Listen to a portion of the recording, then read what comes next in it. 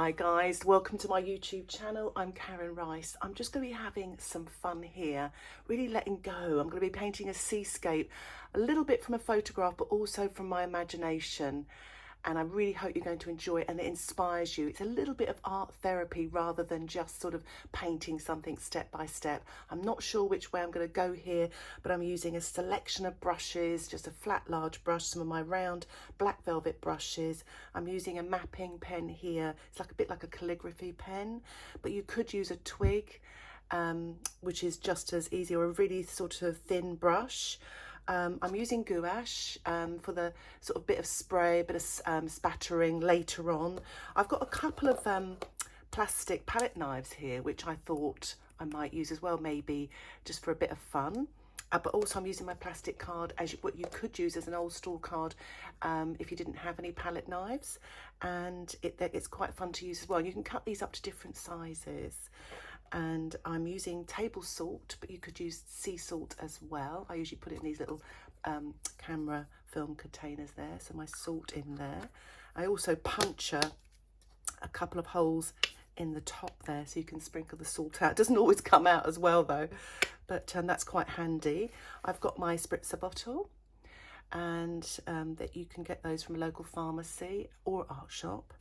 And this is just plastic, just ordinary sort of just plastic, which I'm going to use to create some texture, or not. We'll just see how it goes.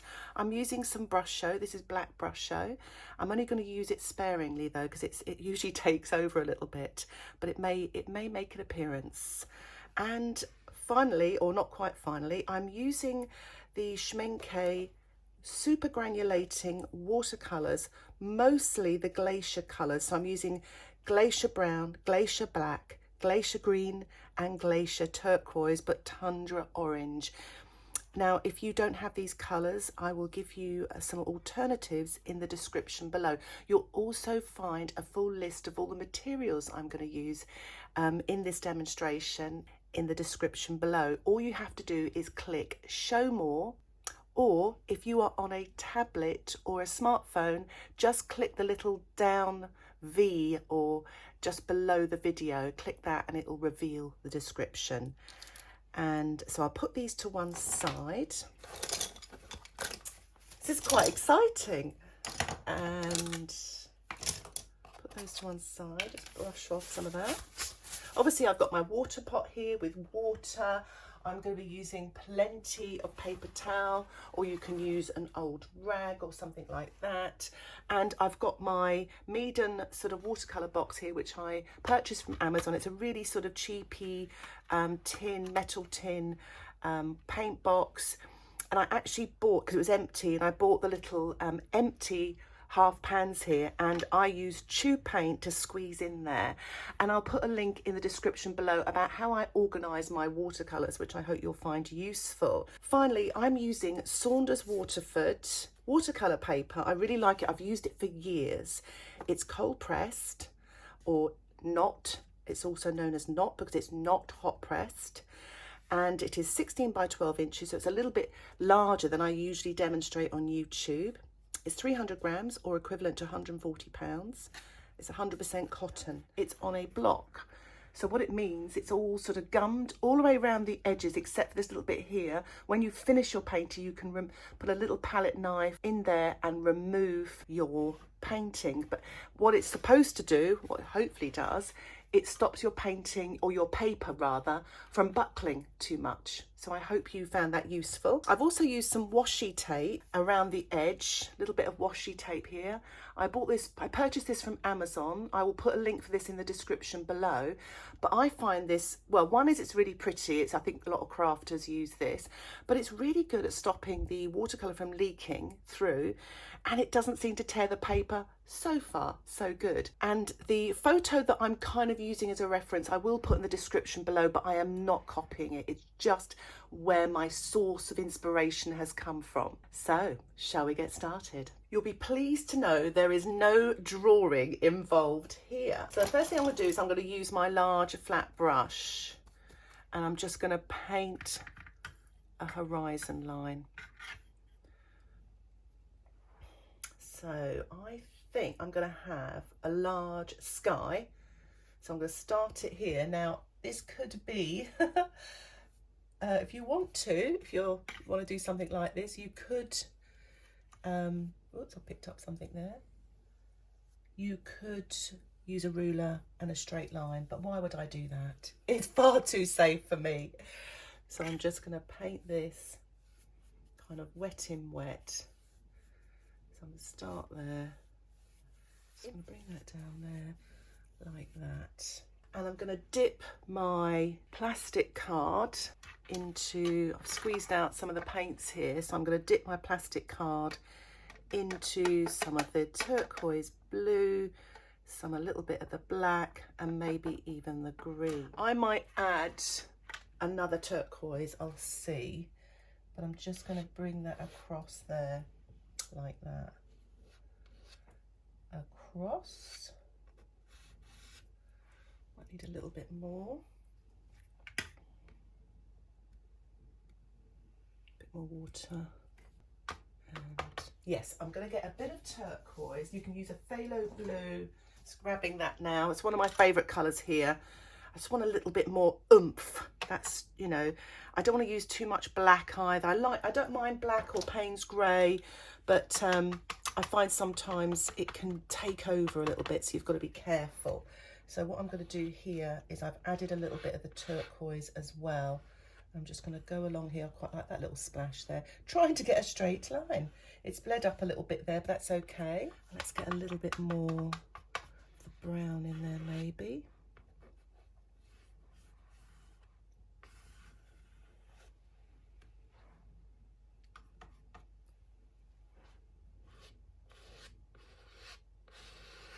That's that turquoise there. It's really lovely and bold, and it gives you that lovely sort of strong colour that you can see on the horizon there.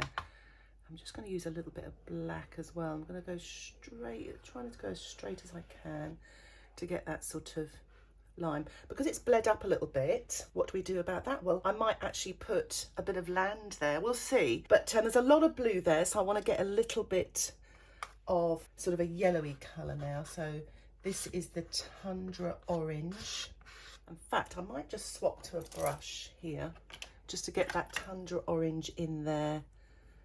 It's quite an unusual sort of colour. And of course, these are the Schmincke super granulating colours. Now I think it's time to tilt. I'm just going to tilt all that so you can see everything. You see that? That really creates a lot of atmosphere. I'm going to tickle this here to get it sort of so it joins up a little bit, so it's not a stop start. Just get that moving. This is quite abstract really. I mean, it's based on the sea, but you can just, what I would suggest is when your painting looks like something, just go with it. That's why sometimes the danger of a photograph is that we want to copy the photograph. But in this instance here, I'm just sort of going with the flow, seeing what happens, letting the paint inspire me in a way. And that might seem scary to some of you. And I don't find it scary because I really love abstract paintings. And I love sort of just creating something from nothing. This is a bit of the Tundra Orange. And I actually put a bit of the Glacier Green, which is a stunning colour. So if I was to say to you, you just want to buy one tube of the super granulating colours, Glacier Green is a fantastic colour. Really is. That's quite nice. Really atmospheric. I'm going to paint the foreground, and I'm going to use the Spritzer Bottle. Make sure you can see everything. I'm just going to use the Spritzer Bottle. I want to leave a big gap here so it looks like the waves coming through, hopefully. And so I'm just sort of painting a little bit of foreground here. And what I might do is use a bit of salt just around here, just so that it looks like the waves are coming through. Isn't that beautiful there? That's the Glacier Green with the Tundra Orange. I've not even used the Glacier Brown. Isn't that beautiful there, that left-hand corner? So I might actually use, let's see that Glacier Brown. Let's see what that's like. Because it's quite a nice sort of maybe a colour match. Ooh, that's quite nice. Might be a little bit on the dark side, so I'm going to use, oh, not the brown, the Tundra Orange as well, because that's quite nice. Just sort of sweep that. Remember, just paint once almost. Sweeping that along.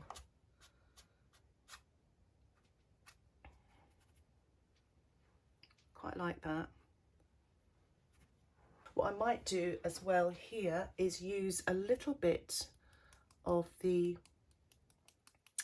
this is Brush Show, and I'll put a link for the Brush Show in the description as well. And Brush Show is like this pigmented powder, and it's very, very strong, and you can punch a little hole in the top there and sprinkle it on to the wet surface. It does that, but you can also sprinkle it onto a dry surface and then spritz it with a spritzer bottle.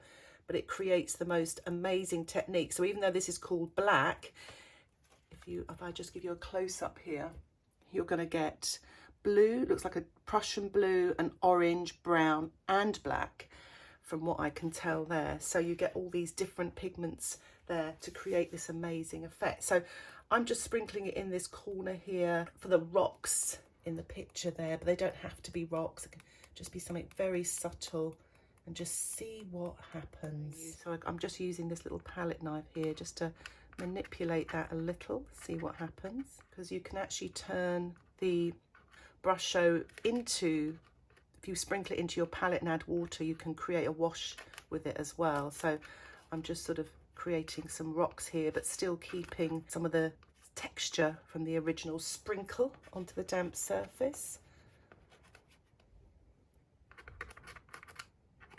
That's quite nice. Just nice experimenting, it really is. Oh, I quite like that. I don't want to touch it now because I've done that. So you can get a little bit precious about, you know, when you've created a nice mark, try to leave it alone. And as I'm trying it here, I'm just trying to paint once, you know, so you don't sort of overwork your painting. I quite like that there. I might put a little bit of Brush Show just here because it's quite wet there and it's crying out for a little bit of the black Brush Show. So I'm just going to pop a little bit there as well, just to see what happens, just to really maybe to balance out the rocks there with the Brush Show. So I want to give it a chance for the salt to work and for the painting to dry as naturally as I can. Now my painting has dried, and as promised, I'm just going to soften this horizon here so it almost sort of fades, like a misty sort of effect there. Just going to wipe that. You don't have to worry about that hard edge there. Just make sure you wipe that straight away, because I can see that turquoise is quite a staining. Whoops! We don't want to do that. I'm just going to try and remove this here as well. So I'm using just a flat synthetic brush. Don't use your soft watercolour brushes there, because it can actually ruins the points anyway. You could also use a sponge to do this as well. There. So I'm just going to soften here also, just to make it all sort of fade into the distance. Just to talk a bit about here, this is all the salts, it's all created lots of lovely texture here around the foreground. I don't want to really do too much to it. Again, it's just a kind of an impression of that photograph and a lot from my imagination. What I'm going to do now is I'm going to wet the paper, and I'm actually going to turn it upside down so I just get full access to the sky. And I'm just going to wet the sky now, and you can leave kind of little gaps as well, little gaps, so that when your paint goes on, you'll get some hard and soft edges. I'm mindful of this little splodge here, so I'm thinking maybe a little bit of land or something. Let's just see. This is the black, the Glacier black with the Glacier brown. Let's just try something there. Let's just go for it. So that's my starting point there, because that's where my little blob was. I quite like the way that's run up there. I might use a little bit of the turquoise just at the bottom there, create a little bit of drama, and just see what happens. If it's running too much, just tilt it that way or tilt it sideways. See what happens there. It's quite nice. Let it all sort of run and see what happens. So I'm using my size 14 brush here, nice and big, to paint this sky. So I might go in, I think that's the turquoise there, making it, oh, it's not quite sure, that's the turquoise. Yeah, just sort of making quite a serene sort of sky. Maybe put a little bit of that Tundra Orange in there as well for a bit of warmth. It's quite nice. Might just put a little bit of blue down here, even a little bit of that turquoise. Soften that there. So it's all quite misty here. Might just make that a tad darker just there. It's quite nice. I'm going to turn it the right way round now, just so it makes it a little bit more sense to me and you. I might just make it a bit darker at the top of the sky there with some black, a bit of brown. Oh, that's quite nice. Just kind of just sort of want to paint just once there. Puts maybe a pale blue just there. I think I probably lost a bit of light there, so I'm just going to spray that.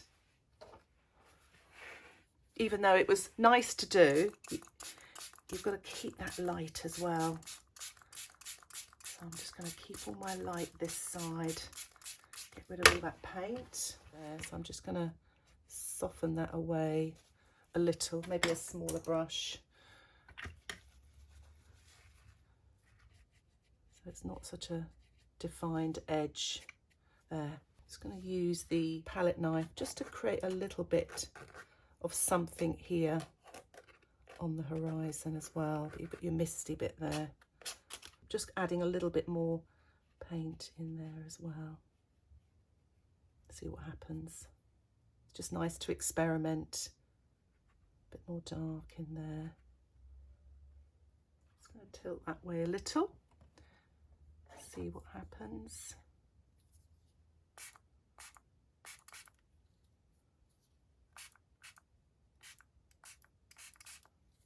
I'm just going to put a touch of the Glacier green in there, just to drizzle that through, just as a kind of alternative sort of colour there, just to brighten that up a bit, make it look a bit more interesting, and maybe a bit of the turquoise as well. I'm tempted just to spray that away, just to see what happens. It's just quite nice just to, I felt like I needed a little bit more light in my sky there. It was a bit busy because I've got those busy rocks as well. That's quite atmospheric. I quite like that effect there as well. So while that's drying off a little bit, I thought I'd use my little mapping pen. I'm just going to use a bit of dark puddle here. I'm just going to dip my mapping pen into that there, and maybe just sort of put a little bit of detail in these rocks here. You can also use a twig for this as well, so you can just sort of create these little marks and things like that, almost sort of leading your eye through to the painting. I quite like. It's almost a little bit like the pen and wash. It's just lovely to kind of be expressive with those marks like that. Even over here, sort of just dipping that in and then just sort of drawing on some of the marks. You just got to keep going back and collecting paint quite a bit, but that's okay.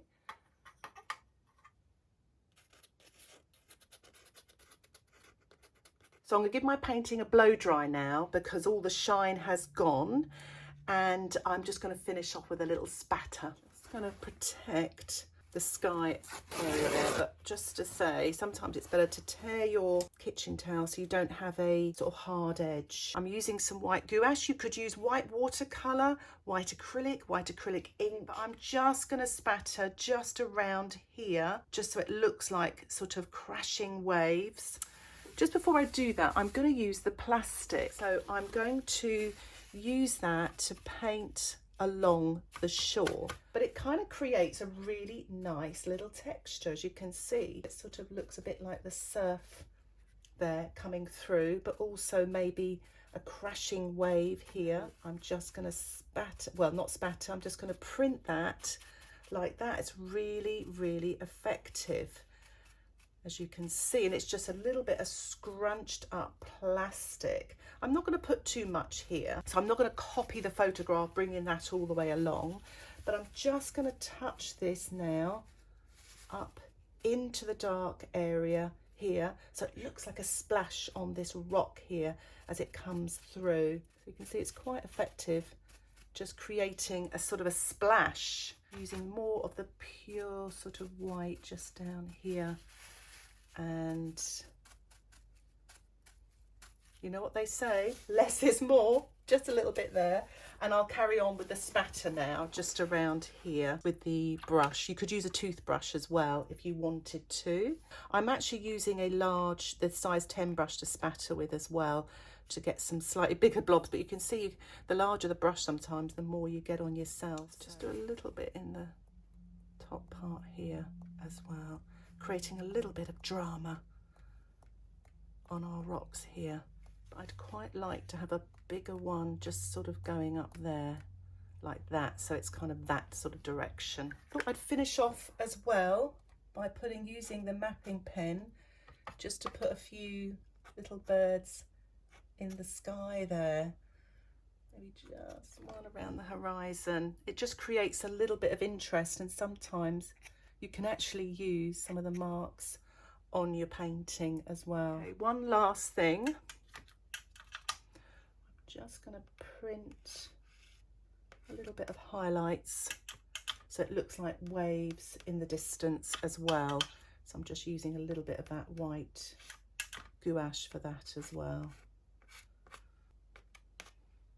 You can use your plastic card for this as well, whatever you find. I'm just going to remove the washi tape now, and hopefully there's no bleeds. As you can see there, look how nicely that comes off. It's amazing. So as you can see there, I use the photograph as a reference, as a source of inspiration, but kind of went my own way with the brusho, with the mapping pen, with the wet on wet, with the tilting, with the spraying, using those super granulation colours. But obviously you can use alternatives, a little bit of the salt there, and using the plastic card, the palette knife, and just trying to have a little bit of less is more, not over painting. So here is the finished painting.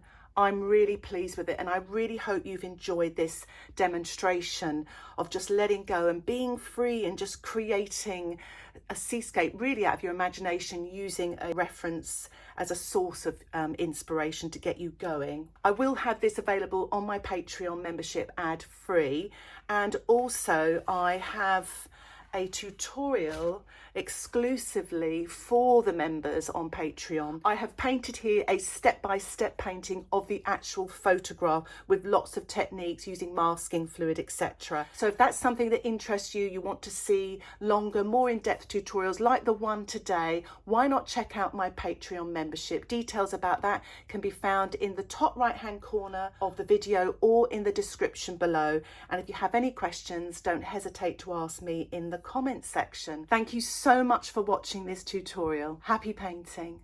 Bye for now.